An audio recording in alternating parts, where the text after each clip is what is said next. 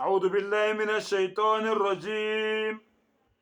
بسم الله الرحمن الرحيم. ألف لام ميم. الله لا إله إلا هو الحي القيوم. Allah abusise ukufunda kwezwi lakhe. Ngicela uAllah angivikele kusathane ongathandwa. Egameni lika Allah onomusa onesihawu. Alif Lam Mim. Allahu Akbar. Broken letters. Alif Lam Mim. Akekho wazi meaning. Esinye sezizathu lesi ngesikhathi sikaMprophet esasenza abantu ukuthi ba-accept Islam, baphume ebumnyameni bahambe ekukhanyeni. Ngoba awukwazi ukuthi ungathi umuntu uinvente into ibhalo uye umqondo wakhe ukusa kwakhe, njengoba babesho bathi umprofeti usile uyababhayizisa, bese wena futhi ukhipha amagama ukuthi kunento ongayi-understand kulento oyitshela abantu. Ayenzi sense. So babebona ukuthi hayi kusho ukuthi lento kamampela iphumi kuye. So nawe-ke mfowethu, nawe dadewethu, vula ingqondo. Ngisaphinda futhi, akekho umfundisi ozongichallenja, akekho umshumayeli, akekho umvangeli, akekho umbhishophi, akekho umdikoni, owesilisa nowesifazane, akekho ozongichallenja ngoba uwazi kahle ukuthi lento ayichallenjayo ingamaqiniso, le yena ayenzayo ingamanga. Wazi kahle, yingakho engekho ozongichallenja. Awuzwe nje ukuthi Allah uthini. Alif Lam Mim asiyazi meaning, akekho yazi meaning, kodwa siyayifunda ngoba Allah uthe siyifunde. Part of being a Muslim ukwenza noma yini Allah athi yenze, even if kuwa yenzi sense. Akwenzi sense ukuthi ufunde into ongayazi ukuthi isho ukuthini, ayenzi sense. Kodwa ngoba Allah utheni, uthe siyifunde, siyayifunda ngoba sizinikele, sathi yonke into Allah athi siyenze sizoyenza, even ikithi ngenzi sense. Ayela ukuthi Allah uthini. Allah uyakutshela ukuthi mina ngu-Allah, mina ngumdali wakho, yimi enginelungelo lani lokukhonzwa. La ilaha illahu, akekho onelungelo lokukhonzwa ngaphandle kwakhe. Al-Hayyul Qayyum. Allahu Akbar. Allahu Akbar. U-Allah ongumqalisi nomphelelisi, ongumqalisi ngaphandle kwesiphelo, ongumphelelisi ngaphandle kwesiqalo. Allahu Akbar. Al-Hayyul Qayyum, Alpha and Omega. U-Allah ke loyo, thina ke thina esimkhonzayo. Wena lo mkhonzayo udale ini? Ngizoloku ngibuzile. Yingakho ungeke ungichallenge ngoba wazi kahle ukuthi lo omkhonzayo, kwenye video Allah wakutshela ukuthi akadalanga ngisho impukane. Kwelinye ivesi Allah uthini, uthi even the ba'udha, mosquito, angeke udale lo nkulunkulu wakho omkhonzayo. Inna fi khalqi samawati wal ardi wa ikhtilafi al-layli wan nahar. Allah uyakubalela yonke into esemhlabeni, yonke into esemazulwini, yilwandle. Allahu Akbar. Wal fulki, imikhumbi ehamba phezulu kolwandle, imifula. Allahu Akbar. Wanzala minas samai ma'a. Wallahu uyena owehlisa amanzi, owehlisela emhlabeni. Owakho uNkulunkulu wenzeni? Ukwenzeleni wena? Udaleni wena owakho uNkulunkulu? Lo wena omkhonzayo udaleni? Owami nangu uyakutshela into ayidalile, including wena. Khalaqal insan, wena udalo uye, wena ongafuni ukumkhonza udalo uye. Allahu Akbar. Lalela ukuthi Allah uthini. Nazzala alayka alkitaba bilhaqqi. Allahu Akbar. Ukwambulele incwadi eneqiniso. Allah ukutshela ukuthi le Quran le yenzani, ikhuluma amaqiniso, nawe uyazi ufakazi walokho. Ukwambulele incwadi enani, eneqiniso. Musaddiqan lima bayna yadayhi. Allahu Akbar. Le ncwadi le yenzani? Ifakazela lezo ezingaphambi kwayo. iQuran ifakazela lezi ncwadi lezi ezingaphambi kwayo. Yezo Allah uyakutshela ukuthi khona incwadi ezingaphambi kwayo oclever ezathi mase ifika ngoba bengafuni abantu baziqiniso bayishintsha benze kwentando yabo ngazo. Allah uthi le Quran le angeke nikhona ukuyishintsha, khohlwana incwadi yokugcina isekenye ezayemva kwayo.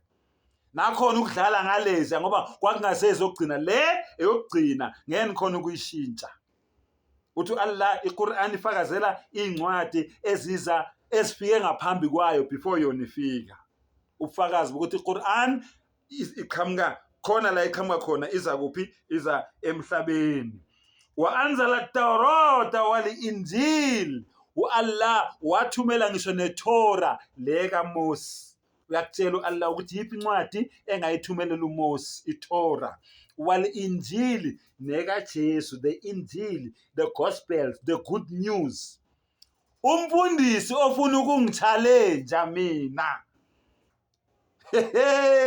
eze ephethe iTorah kaMoses mayezokhuluma ngeOld Testament ebhalwe ngesiHebheru, anguphindele.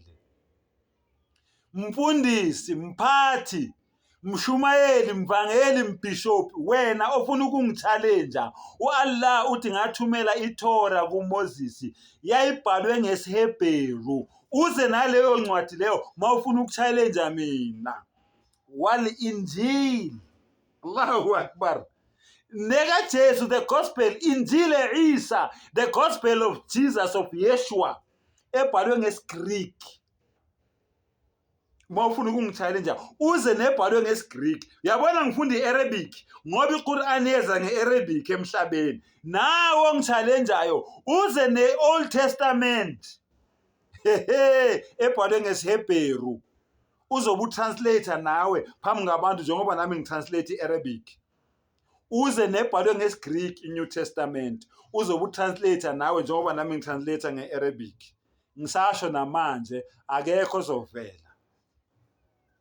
Akekho ozovela. Allahu Akbar. Min qablu hudan linnas wa anzala al-Furqan. Le Quran lena izele ukuzoqondisa abantu. Allahu Akbar. Le ncwadi lezi nasemandulo zazikhona zizoqondisa abantu. Nale Quran le izokwenzani? Izoqondisa abantu. Ukwazi bahlukanise phakathi kwani kokuhle nokubi. Al-Furqan is a criteria. Ukhona ukuhlukaniswa between wrong and right. That is Al-Furqan. iQuran ikufundisa lokho, hlukanisa ukuthi umdala uyakufuna lokho akakufuni lokho. Izele lokho emhlabeni ukuzoqondisa abantu, ibakhiphe yukhrijuhum minadh-dhulumati ila an-nur, ibakhiphe ebumnyameni ibalethe ekukhanyeni. Allahu Akbar. Innal ladhina kafaru bi ayati Allahi. Allahu Akbar. Labo abangakholwa emibikweni kaAllah, labo abangakholwa, kukhulunywa nawe wena ofunda noma obukele le video oyilalele oyibukele. uAllah uthi mangabe wena usaqinisa ikhanda awukholwa kuphi? Bi ayati la, ezambulweni zika Allah nasezimpawini zakhe. Lahum adhabun shadidi. Allahu Akbar. Kubona kunesijeziso esikhulu esibalindile. Wazi ukuthi isijeziso sikulindile ngoba wena wenzeni? Awukholwa. Allahu Akbar. Wallahu azizun dhuntiqam. Allahu Akbar. Futhi uAllah mkhulu. uAllah mkhulu kakhulu. Angeke ahluleke ukuziphindiselela. Njengoba nidelela kanje ningafuni ukulalela, uthi Allah basobhani angeke ngihluleke ukuziphindiselela. Delelani nigcine la nithanda khona. Kodwa thumma ilayna turja'un. Ngelinye ilanga nonke nizobuya nize la kimi. Angeke ngihluleke ukuziphindiselela. Vula ingqondo ke mfowethu, vula ingqondo ke dadewethu. Uphume ebumnyameni uzohamba eqinisweni. Ulibone iqiniso njengoba linjalo. akukhishwa mali, ukuvuma nje ngomlomo uthi la ilaha illallah Muhammadur Rasulullah. Akekho omunye onelungelo lokukhonzwa ngaphandle kuka Allah, umvela kuqala, umveli nqangi, umdala weinsuku, ungikhona, umenzi weinto zonke, umdala weinkanyezi, umdali welanga, umdali wenyanga, umdali weintaba, umdali weihlahla, umdali wemifula. Akekho noyedwa onelungelo lokukhonza ngaphandle kwakhe. Bese uyavuma ukuthi isithunywa sakhe sokugcina uMuhammad sallallahu alayhi wasallam. Usuyithathile lento le engenabungozi, uyaqala manje uphila impilo yomuntu ophilayo, ngoba okwamanje ufana nomuntu ofe ehamba, ngoba wena awukholwa, ufana nomuntu ofe ehamba. Yingakho Allah ethi kuwe, summum bukmun umyun fahum la yaqilun. You are deaf, awuzwa. You are dumb, awukhoni nokukhuluma. And blind, uyimpumputhe. Fahum la yaqilun. Ngani? Ngoba unangqondo, ngoba ufuna ukusebenzisa umqondo. Sengathi umdala ngasivula amehlo, asivula ingqondo, siphume ebumnyameni sohamba ekukhanyeni, asidonse ngothando lwakhe nomusa wakhe. Wa akhiru dawana anilhamdulillahi rabbil alamin.